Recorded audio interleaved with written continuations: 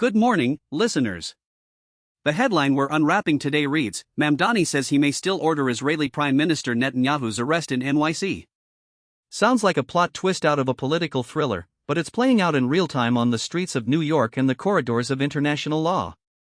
At the center of the drama is New York City Mayor Zoran Mamdani, who, in a recent interview with the New York Times, told reporters that he is in an active conversation with the city's law department about whether he has the authority to detain Israel's Prime Minister, Benjamin Netanyahu, should he arrive in the city for the United Nations General Assembly this September. Mamdani said he's still figuring out the legal details, admitting it's unclear to him whether he can order the police department to arrest a foreign head of state. During his mayoral campaign last year, Mamdani actually pledged to make that arrest, citing a warrant he claims comes from the International Criminal Court.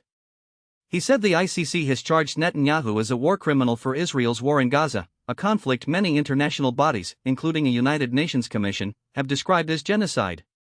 Mamdani's call to action comes from a place of moral outrage. He has repeatedly called Netanyahu a war criminal and said that if he arrives in New York City, the mayor would honor that ICC warrant. But the legal reality is messy. The United States is not a party to the ICC, and American law does not give U.S. officials the authority to enforce ICC warrants against foreign leaders. In fact, President Trump, during his tenure, launched a wide-scale campaign to dismantle the ICC's legitimacy. So if New York's mayor wants to move forward with an arrest, he would need the backing of federal law and perhaps the Department of Justice, or he would risk compromising the city's own legal standing. Yale Law School's Professor Harold Hongju weighed in, describing the situation as a game of chicken between the mayor on one side and Trump and Netanyahu on the other.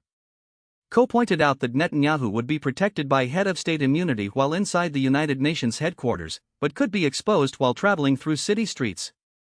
He asked whether the Israeli leader was ready for such a spectacle and whether the mayor was too. The Israeli Prime Minister himself has not stayed silent. In a recent radio appearance, Netanyahu dismissed the mayor's threat, saying he was not worried, and even accused Mamdani of supporting Hamas, the militant group that controls much of Gaza and that Israel has blamed for attacks against its soldiers.